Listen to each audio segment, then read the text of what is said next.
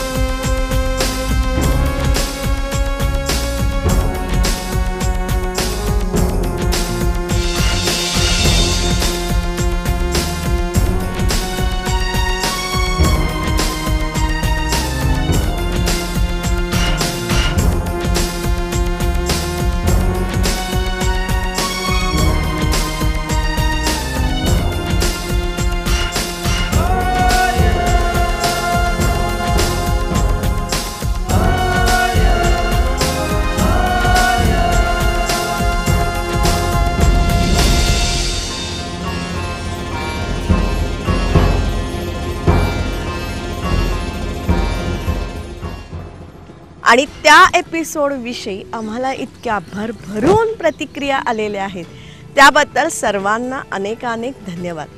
त्याचबरोबर त्या एपिसोडमध्ये काही लोकांच्या मनामध्ये काही शंका सुद्धा निर्माण झालेल्या आहेत. अर्थात कोळशाविषयीच्या त्या नक्कीच शंका आहेत, कारण त्या भागामध्ये आपण असं सांगितलं होतं की पुढची 200 वर्ष पुरेल इतका कोळसा आपल्याकडे. वास्तविक कोळशाच्या टंचाईविषयी आपण सर्वजण जाणून असतो, आपल्यापर्यंत ती माहिती येऊन पोचत असते. मग हे असं कसं? पण मंडळी, जनता दरबारमध्ये आपण कायम वस्तुस्थिती मांडत असतो आणि वस्तुस्थितीनुरूप तो 200 वर्ष पुरेल इतका कोळसा आपल्याकडे आहे. पण नुसता कोळसा असून चालत नाही, तो कोळसा त्या खाणीतून काढायला लागतो आणि औष्णिक विद्युत निर्मितीचं जे केंद्र असतं त्याच्यापर्यंत हा कोळसा वाहूनही न्यायला लागतो. त्यासाठी रेल्वेचं एक जाळं असण्याची आवश्यकता आहे किंवा त्या कोळशाचा दर्जा काय आहे, या अनेक गोष्टी त्याच्यामध्ये गुंतलेल्या आहेत. आणि ह्या सगळ्याविषयी माहिती करून घेणं ना खूप इंटरेस्टिंग ठरणार आहे. आणि हे पुढच्या भागांमध्ये आपण हा प्रत्येक एक वेगळा विषय घेऊन तो आपण मांडत जाणार आहोत. त्यासाठी आमची तुम्हाला अक्षरशः एक विनंती अशी आहे की ही जी माहिती आहे ना, ही जास्तीत जास्त लोकांपर्यंत पोहोचण्याची आवश्यकता आहे. जनता दरबार जास्त लोकांनी बघणं आवश्यक आहे. त्यासाठीच जास्तीत जास्त लोकांनी जनता दरबारच्या व्यासपीठावरती यावं. त्याच अनुषंगाने फेसबुकवरती जनता दरबारचं पेज आहे, ते तुम्ही लाईक करा. त्याच्यावरती आम्ही खूप माहिती दिलेली आहे आणि नेमके कुठले एपिसोड असतात तेही आपण त्याच्यावरती सांगत असतो. तेव्हा जास्तीत जास्त संख्येने जनता दरबारमध्ये सामील व्हा. त्यासाठीच तुमचा आमचा सर्वांचा जनता दरबार.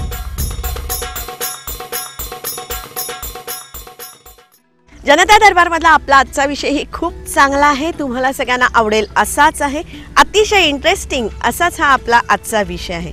आपला आजचा विषय आहे सौर ऊर्जा. सूर्यकिरणांपासून नेमका विद्युत प्रवाह कसा तयार केला जातो ना, ही जी सगळी प्रक्रिया आहे ना, ती पूर्णपणे आपण जाणून घेणार आहोत. त्याचं तांत्रिक बाजू काय आहे तीही आपण जाणून घेणार आहोत. आकृत्या, आराखडे, आणि त्यासाठी आज आपण भेट देणार आहोत चंद्रपूर इथल्या सौर ऊर्जा प्रकल्पाला आणि साक्री इथल्या सौर ऊर्जा प्रकल्पाला.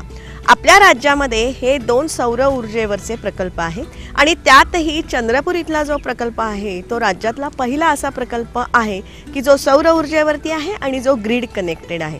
आणि साक्री इथला सध्याचा जो प्रकल्प आहे ना, तो 125 मेगावॅटचा तो प्रकल्प आहे आणि ह्या दोन्ही स्थळांना आपण भेट देणार आहोत आणि ही सगळी प्रक्रिया आपण जाणून घेणार आहोत. चंद्रपूर इथला महानिर्मितीने उभारलेला हा सौर ऊर्जा प्रकल्प हा राज्यातला पहिला ग्रीड कनेक्टेड सौर संच आहे. हा 1 मेगावॅट क्षमतेचा संच 9/4/2010 ला कार्यान्वित करण्यात आलेला आहे. या प्रकल्पाची उभारणी 10 महिन्यात पूर्ण झालेली आहे. या प्रकल्पामध्ये थिन फिल्म टेक्नॉलॉजी वापरली गेली आहे. या प्रकल्प उभारणीसाठी 5 हेक्टर जमीन वापरण्यात आलेली आहे. याबरोबरच महानिर्मितीनं स्वतःच्या पडीक जमिनीवर 2 मेगावॅट बाय 2 मेगावॅट क्षमतेचे म्हणजे 4 मेगावॅट क्षमतेचे 2 सौर संच उभारलेले आहेत.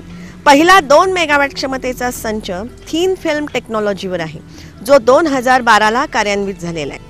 दुसरा 2 मेगावॅट क्षमतेचा प्रकल्प क्रिस्टलाइन टेक्नॉलॉजीवर आधारित आहे. हाही प्रकल्प मे 2012ला कार्यान्वित करण्यात आलेला आहे. आपण जे बघताय ही जागा ही आमची महानिर्मितीमध्ये पडीक जागा होती आणि त्या जागेचा आम्ही पुरेपूर वापर करून घेतलेला आहे अपारंपरिक ऊर्जेसाठी. आणि ह्या याच्यातून सोलर ऊर्जा अशी होती की ही साधारणपणे दिवसा सूर्याची किरणे हे सूर्याच्या आपण जे पाहत आहात सूर्याच्या तावदानावर पडते आणि त्याच्यातून ती वीज निर्मिती होते. तर हा 1 मेगावॅटचा प्रकल्प करण्याकरता साधारणपणे 12,500 करोड रुपये खर्च आला आम्हाला. आणि त्यानंतर याचं हे करता नंतर आम्ही परत आमच्याकडे जागा असल्यामुळे 2 मेगावॅटचे हे 2 संच आपण जे पाहतो आहे, एक थिन फिल्म टेक्नॉलॉजीवर आहे आणि दुसरा हा आपण इथे जो उभा आहोत हे क्रिस्टलाइन टेक्नॉलॉजीवर आधारित आहे. हा क्रिस्टलाइन टेक्नॉलॉजी म्हणजे क्रिस्टलवर आधारित हे टॉवरने बांधलेलं आहे. ते अति प्रगत टेक्नॉलॉजीचं आहे. चंद्रपूरमधून आता आपण जाणार आहोत साक्रीला. साक्री हे गाव किंवा शहर आहे ना, हे महाराष्ट्र गुजरातच्या सीमेवरती आहे. आम्ही जेव्हा चित्रीकरणासाठी गेलो होतो ना, तेव्हा आम्ही धुळ्याहून साक्रीला गेलेलो होतो. आणि असेच आम्ही रोडवरून जात असताना एका वळणावरून सहज खाली बघितलं आणि अतिशय नयनरम्य असं दृश्य आम्हाला दिसलं. अशी प्रचंड प्रमाणामधली सोलर पॅनल आम्हाला त्या वळणावरून दिसली. आज ही जी प्रकल्पाची जागा आहे ना, ती पूर्वी निर्मनुष्य होती. म्हणजे इथे लोक यायला अक्षरशः घाबरायचे. पण जसा हा प्रकल्प इथे आला ना, तशी ह्या भागातली वर्दळ मोठ्या प्रमाणावरती वाढलेली आहे. आणि आता मात्र या सौर ऊर्जेच्या प्रकल्पामुळे या भागाचा चेहरा मोहरा बदलून गेलेला आहे. मुळात ही नापीक ओसाड जमीन होती. तिचा तसा काहीच उपयोग नव्हता. वन खात्याची ही जमीन होती आणि त्यांनी ह्या प्रोजेक्टसाठी ती दिली. आज ह्या 382 हेक्टर जागेवरती 125 मेगावॅट क्षमतेचे सौर ऊर्जा संच कार्यान्वित करण्यात आलेले आहेत. त्यातही 50 मेगावॅट क्षमतेचा एक संच आहे आणि 75 मेगावॅट क्षमतेचा दुसरा संच आहे. या दोन्ही संचांसाठी वेगवेगळी टेक्नॉलॉजी वापरण्यात आलेली आहे. या दोन्ही संचांसाठी जी टेक्नॉलॉजी वापरण्यात आलेली आहे ना, त्याविषयी आपण जाणून घेणारच आहोत.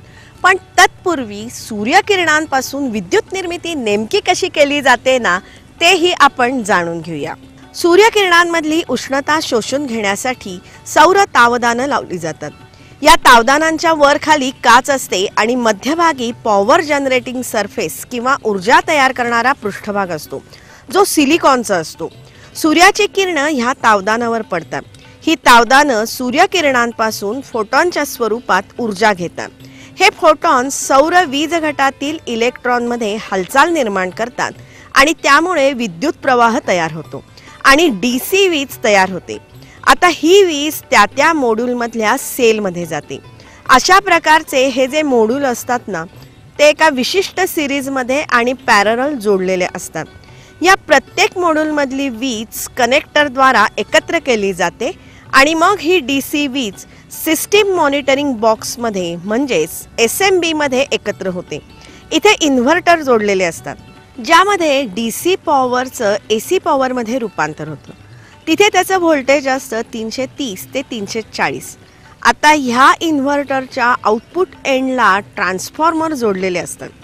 ही AC पॉवर ट्रान्सफॉर्मरमधून स्टेपअप केली जाते किंवा तिची क्षमता वाढवली जाते आणि ती 33 kV लाईनला पाठवली जाते. त्यासाठी एक स्विच यार्ड असतं आणि मग इथून 33 kVची मेन लाईन शिवाजीनगर इथल्या सबस्टेशनला जाते. त्यासाठी इथे असे 5 फीडर आहेत, जे 25 मेगावॅट क्षमतेचे आहेत. ही वीज शिवाजीनगरला गेल्यानंतर तिची क्षमता पुन्हा वाढवतात किंवा स्टेपअप करतात आणि ती 33 kVची 132 kV केली जाते आणि मग त्या उच्च दाबाने ती ग्रीडला फीड केली जाते. जे युनिट दिसतं ते आपण त्या युनिटवर गेलो आणि त्याचं कसं होतं हे सगळं हे जे मॉड्यूल्स आहेत त्या मॉड्यूल्समधून मग सगळं हे या केबल्स थ्रू SMB मध्ये पॉवर जाते आणि त्यांच्यामधून इन्व्हर्टरमधून ते DC पॉवर AC होते. इकडे हा ट्रान्सफॉर्मर लावलेला आहे आणि या ग्रीडमध्ये ती जाते बाहेर, म्हणजे युनिट नंबरची जाते, त्या युनिटची जाते. हे MCR2 आहे, हा 25 मेगाहर्टचा ब्लॉक आहे हा MCR2 आणि तिकडे MCR1 आहे 25 मेगाहर्टचा. तर त्याच्यामध्ये आपल्याला दिसते इथे की आपण आतापर्यंत 12 वाजेपर्यंत किती युनिट तयार झाले आपले 65,000 युनिट तयार झालेले आहे. आणि MCR1चं पण आम्ही इथे घेतलेले तिथे 60,000 युनिट सध्या तयार झालेले आहेत. म्हणजे क्युम्युलेटिव्ह जनरेशन आहे सकाळपासून आतापर्यंतचं किती झालं.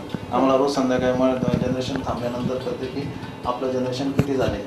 त्याच्यानंतर आपल्याला हे जे फ्लेम ॲरे जे म्हणतो आपण त्याला जे म्हणतो आपण की रेडिएशन किती चाललेले आहे ते हे 931 वॅट पर मीटर स्क्वेअर एवढं रेडिएशन आपल्याला मिळतंय. ते 1000 पर्यंत पाहिजे. हां म्हणजे मिळतं. हां नाही तसं नाही, ते जसं जसं कमी होत जाईल ते तसं जनरेशन कमी होत जाईल. सकाळी सुरुवातीला एकदम कमी असतं.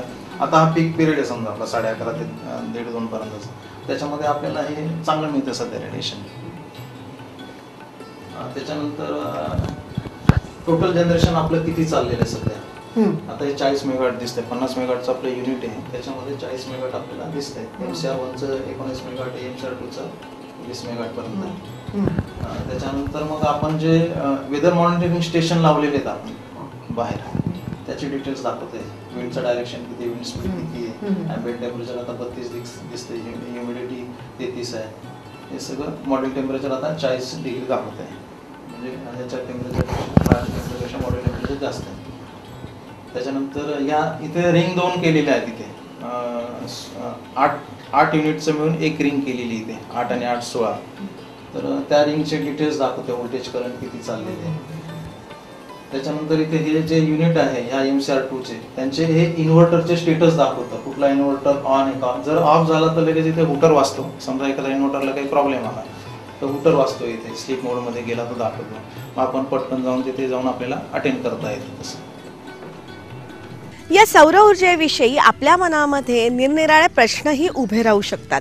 त्यात असं आहे की आपल्याला असं वाटू शकतं की जेवढी जास्त उष्णता असेल तितकी जास्त सौर ऊर्जा निर्माण होऊ शकत असेल, पण ते तसं अजिबात नसतं.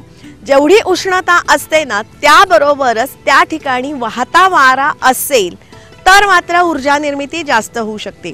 या वाहत्या वाऱ्यामुळे त्या मॉड्यूलचं जे तापमान असतं ना ते नियंत्रित राहतं आणि मग तिथे सौर ऊर्जा निर्मिती मोठ्या प्रमाणामध्ये होऊ शकते. नाही तसं नाही, त्याच्यामध्ये जास्त उन्हाने पण जनरेशन कमी होतं असं ऑब्झर्वेशन आहे. जास्त ऊन पण नाही लागत त्याला, रेडिएशन लागतं त्याला. आणि प्लस विंड व्हेलॉसिटी जर चांगली असेल तर त्या विंड व्हेलॉसिटीने काय होतं त्याचं टेम्परेचर मॉड्यूलचं मेंटेन राहतं. म्हणजे हीट कॅरी होऊन जाते. नाही तर टेम्परेचर जास्त असल्याने लॉसेस पण होतात जनरेशनचे. आता ही साईडला कसे तुम्ही बघाल आजूबाजूला जवळजवळ आता ह्या साईडच्या आजूबाजूला 650 मेगावॅटचे सुझलॉनचे विंडचे प्रोजेक्ट आहेत. तर इथे विंड व्हेलॉसिटी खूप जास्त आहे. तर ही आयडियल साईट आहे ही सोलरसाठी. याच्याने काय होतं वाऱ्याच्या वेगाने ते सगळे हीट कॅरी होऊन जाते आणि टेम्परेचर मॉड्यूलचं मेंटेन राहायला मदत होते. ह्या सौर ऊर्जेसाठी सूर्याची किरणं जी तावदानावरती पडतात ना ती सुद्धा जास्तीत जास्त काटकोनामध्ये पडण्याची आवश्यकता असते. ते ऑप्टिमम अँगल असतो तो, त्याला आपल्याला जास्तीत जास्त जनरेशन म्हणजे रेडिएशनचं कन्व्हर्शन काटकोनातच असतो का नाही. नाही तो आपण त्याला साऊथला आपण किती डिग्रीला आहे तो म्हणजे त्याचे जे सूर्याची किरण आहेत त्याला परपेंडिक्युलर राहतील जास्त करून जास्तीत जास्त पिरियड पर्यंत. आणि हे अँगल काही ठिकाणी चेंज पण करता येतो. जसं जसं सूर्याचं दक्षिणायनकडून उत्तरायण सुरू होतं तसं काही ठिकाणी करतो आपण. म्हणजे त्याच्या रेजला तो असा अँगल परपेंडिक्युलर ते रेज राहतील. पावसाळ्यामध्ये हे सौर ऊर्जेचे हे जे संच असतात ना ते नेमके चालतात की नाही हा आपल्या सगळ्यांच्या मनामधला प्रश्न आहे की पाऊस पडत असताना याला सूर्य कुठून मिळणार. पण पावसाळ्यामध्ये सुद्धा ही सौर ऊर्जा निर्मिती सुरू असते. त्याच्या मागचं कारण असं आहे की जरी ढगांनी आच्छादन असलं, ढगांचं आच्छादन जरी असलं तरीही सूर्याच्या किरणाचा किरणोत्सर्ग किंवा ज्याला रेडिएशन म्हणतात ते चालूच असतं आणि ही जी तावदानं असतात ते कॅच करत असतं. त्यामुळे वीज निर्मिती ही चालू असते, अर्थात तिची क्षमता कमी होते. म्हणजे पावसाळ्यामध्ये एकंदर क्षमतेच्या 50% इतकी वीज निर्मिती सौर ऊर्जेची आपण करू शकत असतो. पावसाळ्यात जनरेशन कमी होतं, 50% पर्यंत येऊन जातं जनरेशन, पण जनरेशन चालू राहतं. कसं काय म्हणजे जेव्हा खूप पाऊस पडत असतो तेव्हा तरी चालू राहतं. आमचं ऑब्झर्वेशन आहे. पूर्ण नील नाही होत असं. रेडिएशन शेवटी रेडिएशन आहे ना, जरी तो रेडिएशन कमी होतं फक्त पावसाळ्यात काय होतं म्हणजे ढग असल्याने रेडिएशन कमी होतं. रेडिएशन पूर्ण रात्रीच जातं त्याच्यामुळे रात्री जनरेशन होतं. पण दिवसा पण पावसाळ्यात सुद्धा रेडिएशन असल्याने 50-60% जनरेशन होतं. सूर्यापासून त्याची इंटेन्सिटी जी आहे किरणांची इंटेन्सिटी जी आहे ती असल्यामुळे जनरेशन पावसाळ्यात पण चालू राहतं. रात्रीच्या वेळेला मात्र ही सौर ऊर्जाची निर्मिती असते, ती पूर्णपणे बंद असते. जनरेशन थांबून जातं संध्याकाळी. जसं जसं रेडिएशन कमी होत जातं, सूर्य मावळ जातो, रेडिएशन कमी झाल्याने ऑटोमॅटिक बंद होतं सगळं. ऑटोमॅटिक चालू होतं सकाळी आणि जसं जसं सूर्य उगवत त्याचं रेडिएशन वाढत जातं, ऑन होत जातं इन्व्हर्टर, तेवढे व्होल्टेज करंट आलं की, आणि संध्याकाळी पण ट्रिप होऊन जातं. असं ऑन ऑफ काही करावं लागतं. म्हणजे एखाद्या कधी रात्रीच्या वेळेला जर का तुमच्या इथे आपण स्टोअर तर करू शकत नाही, रात्रीच्या वेळेला याचा काही उपयोग नाही, रात्रीच्या वेळेस नाही. या सौर ऊर्जा निर्मितीसाठी 2 प्रकारच्या प्रक्रिया वापरल्या जातात. ती आहे, एक आहे थिन फिल्म टेक्नॉलॉजी आणि दुसरी आहे क्रिस्टलाइन टेक्नॉलॉजी. या थिन फिल्मला कमी तीव्रतेच्या किरणातही वीज निर्मिती होते, तर क्रिस्टलाइनला स्वच्छ सूर्यप्रकाश लागतो. थिन फिल्मसाठी सरफेस थोडा मोठा लागतो. इथे साक्रीमध्ये थिन फिल्मची 4,05,000 इतकी पॅनेल आहेत, ज्यातून 50 मेगावॅट वीज निर्मिती होते. क्रिस्टलाइनसाठी इथे 3,04,000 एवढी पॅनल्स आहेत आणि त्यामधून 75 मेगावॅट इतकी वीज निर्मिती केली जाते. आता ही जी पॅनल असतात ना, ह्याची उभारणी एका विशिष्ट पद्धतीने केलेली असते. म्हणजे या प्रत्येक पॅनल जे एकमेकांवर सावली पडू नये या पद्धतीने ती उभारलेली असतात. तसंच जमिनीपासून सुद्धा विशिष्ट उंचीवरती उभारतात, जेणेकरून पावसाच्या पाण्याचा किंवा इतर कुठल्याही गोष्टींचा त्रास होऊ नये. या संचासाठी हे जे पॅनल्स आहेत ना, ती पाण्याने धुवायला लागतात, कारण ह्याच्यावरती धूळ बसते आणि धूळ बसल्यानंतर मग वीज निर्मितीला थोडासा अटकाव होतो किंवा ती कमी प्रमाणात निर्माण होऊ शकते आणि म्हणून ही तावदानं धुतली जातात. ह्या यंत्रसामुग्रीची आयुर्मर्यादा 25 वर्ष इतकी आहे. आता ह्या प्रकल्पातल्या सर्व प्रक्रियांचं नियंत्रण कम्प्युटरद्वारे केलं जातं. त्यासाठी स्काडा ही प्रणाली वापरण्यात आलेली आहे. एकंदरच या सौर ऊर्जेचे फायदे बरेच आहेत. जसं हे सूर्यावर आधारित असल्यानं पारंपरिक इंधनाची गरज नाही, त्यामुळे इंधन खर्च वाचतो. इंधन नसल्यामुळे पर्यावरणाला प्रदूषित करणाऱ्या वायूंचं उत्सर्जन होत नाही. तसंच मनुष्यबळ ही खूप कमी प्रमाणात लागतं. आम्हाला ऊर्जा मंत्र्यांचं जे मार्गदर्शन मिळालं त्यावेळेस आणि त्याच्यामुळे हा प्रोजेक्ट 7.5 महिन्यामध्ये पूर्ण झाला. आमचे MD महाजनपूरचे आशिष शर्मा साहेब आणि डायरेक्टर ऑफ प्रोजेक्ट थोटवे साहेब आणि सिंग साहेब डायरेक्टर यांचं वेळोवेळी कंटिन्युअस फॉलोअप होता आमच्यासाठी. आम्हाला साईटवर कुठल्या प्रकारे प्रोजेक्ट चाललेला आहे, काय गतीने प्रोजेक्ट चाललेला आहे, काय अडचणी येते, जे काय अडचणी याच्या त्या आमच्या हेड ऑफिस लेवलला इमिजिएट सॉर्ट आउट होत होत्या आणि त्याच्यामुळे हा प्रोजेक्ट रेकॉर्ड टाईममध्ये म्हणजे 7.5 महिन्यामध्ये 17 ऑगस्ट 2012ला आम्हाला लँड मिळाली आणि तेव्हापासून प्रोजेक्ट चालू झाला आणि 29 मार्चला आमचं जनरेशन चालू झालेलं आहे. 29 मार्च 2013पासून जनरेशन चालू झालेलं आहे. पूर्वीच्या हा म्हणजे निर्मनुष्य म्हटलं तरी चालेल. या रस्त्यावरून जायला लोक घाबरायचे. संध्याकाळी किंवा दुपारी कोणी गेलं तर लुटमारी व्हायच्या इथे. आता हा संध्याकाळपासून पूर्ण एरिया लाईटिंग वगैरे झगमटलेला असतो, चांगला असतो. वर्दळ वाढलेली आहे, लोक फ्रिक्वेन्सी इथे व्हिजिटर्सची वाढलेली आहे. दर 8 दिवसाला एक VIP इथे व्हिजिट करतो. कलेक्टरपासून आमदार, खासदार सगळे लोक आणि त्यांना खूप उत्सुकता असते. शाळा कॉलेजेसचे तर आमच्या इंजिनिअरिंगचे स्टुडंट आजूबाजूच्या औरंगाबादपासूनचे मुलं इंजिनिअरिंगचे इथे येऊन व्हिजिट करतात. पण उत्सुकता का म्हणजे की सोलरवरती एवढ्या मोठ्या प्रमाणात एकाच ठिकाणी 125 मेगावॅटचा प्रोजेक्ट कुठे आहे, कसं काम चाललेलं आहे, ग्रीड इंटरॅक्टिव्ह आहे म्हणजे कसं काम करतो तो प्रोजेक्ट, त्याची किती जागा लागलेली वगैरे, काय टेक्निक काय आहे असं त्याची लोकांना उत्सुकता आहे. जे लोक PhD करतात, रिसर्च करतात त्या लोकांना इंटरेस्ट आहे की ॲक्च्युअली या टेक्नॉलॉजीने वापरून एवढी मोठी साईट कशी डेव्हलप केली आणि ॲक्च्युअल यांना रिझल्ट कसं मिळतो इकडे. तुम्हाला आम्ही सांगू इच्छितो की आमचं जे डिझाईन जनरेशन आहे एका 25 मेगावॅटमधलं 1,41,000 युनिट्स पर डे आहे. पण आम्ही मॅक्झिमम जनरेशन 1,66,000 पर डे केलेलं आहे, एका ब्लॉकमधनं केलेलं आहे. ॲक्च्युली हा आमच्यासाठी खूप मोठा चॅनल आहे. डिझाईनमध्ये जे प्रोजेक्ट लावण्याच्या वेळेस आम्ही जे डिझाईन केलं होतं, इथला जो डाटा घेतला होता, डाटा कॅल्क्युलेशननुसार आम्ही जे डिझाईन केलं होतं 19% युटिलायझेशन फॅक्टर, त्यानुसार आम्हाला जनरेशन 1,41,000 kWh पर डे होतं 24 तास 12 तास. 1,14,000 पण 14,000. पण आम्ही 1,67,000 पर्यंत गेलो. हा मॅक्झिमम रेकॉर्ड म्हणजे झाला. आमचं जनरेशन जे डिझाईन जे अपेक्षित होतं त्यापेक्षा जनरेशन आम्हाला चांगलं मिळतं. जास्त मिळते. याचं मेंटेनन्स नंतर जे ऑपरेशन मेंटेनन्स ते काहीच नाही आहे, म्हणजे एकदम मिनिमम आहे. तिकडे जसं आपल्याला सगळे जे मुव्हिंग पार्ट आहे, कोल मिलपासून बॉयलर, टर्बाईन, फीड पंप, सगळे पंप्स आहे, रोटरी पार्ट्स आहे, त्याचं मेंटेनन्स आपल्याला फ्रिक्वेंटली करावं लागतं. इथे रोटरी पार्ट नाही, सगळे फिक्स आहे. सगळं मॉड्यूल एकदा टेबल लावले गेले, काही करायचं नाही. तिथं फक्त आम्हाला ज्याचं जे टॉप सरफेस आहे तिथे डस्ट बसते आणि जनरेशन कमी होतं त्याचं, तर तो आम्हाला क्लीन करून घ्यावा लागतो फ्रिक्वेंटली. क्लिनिंगचं आम्ही इथे ग्रीड बसवलेली आहे, खाली पाईपलाईनची ग्रीड आहे आणि प्रत्येक युनिट महिन्यातून सध्या आम्ही एकदा करून घेतो. म्हणजे महिन्यामधून सगळे एका युनिटचे टॉप सरफेस पाण्याने धुवून टाकतो, आम्ही साफ करून घेतो सगळं. असं एका महिन्यात तो पुन्हा दुसऱ्या महिन्यातील या फ्रिक्वेन्सीने क्लिनिंग चालू आहे सध्या. बघा मंडळी, म्हणजे माफक किंवा योग्य पाणी पुरवठा असेल, निकृष्ट दर्जाची खडकाळ किंवा नापीक जमीन अशी जर का तुमच्याकडे उपलब्ध असेल, जिथे हवा खेळती आहे, अशा ठिकाणी आपण सौर ऊर्जा निर्मितीचे प्रकल्प नक्कीच तिथे बसवू शकतो आणि सूर्यदेवाला प्रसन्न करून आपल्या सगळ्यांचं जगणं प्रकाशमान करू शकतो. म्हणजे अगदी आपल्या घरामध्ये सुद्धा आपण अशा प्रकारची पॅनल उभी करून आपल्या घरासाठी सुद्धा वीज निर्मिती करू शकतो. आपल्याला घरी जर त्याचं सोलरमधून वीज निर्मिती करायची असेल, आपल्या घरचा जेवढा लोड आहे तेवढं लोड कॅल्क्युलेशन करून आपण किती फॅन आहे, फ्रीज, TV याचं टोटल वॅटेज करून समजा 1 किलोवॅट आपला लोड होत असेल, तर त्या 1 किलोवॅटच्या पेक्षा याची आपण इफिशियन्सी जर 80% पकडली तर त्याच्यापेक्षा तेवढं जास्त 1.25 किंवा 1.5 किलोवॅटचे जर आपण मॉड्यूल लावले आणि इन्व्हर्टर आणि बॅटरी थ्रू आपल्याला रोजचं आपलं जे काही कन्झम्पशन आहे ते आपल्याला तिथून मिळू शकतं. आणि अनुदान सरकारचं अनुदान पण आहे त्याला. त्याच्यासाठी आर्थिक स्थितीचा काही मोजमाप नाही, कोणी करू शकतो. त्याच्या घराच्या वरती, बिल्डिंगच्या वरती, ते जसं आपण आता वॉटर हीटर लावतोय, सोलर वॉटर हीटर, तसे हे लावू शकतो आपण आणि चांगले लावायला पाहिजे ते. म्हणजे तेवढा भार कमी होतो. आणि आज दिवसेंदिवस हे जे मॉडेल्स आहे याच्या किमती पण कमी होऊन राहिल्यात.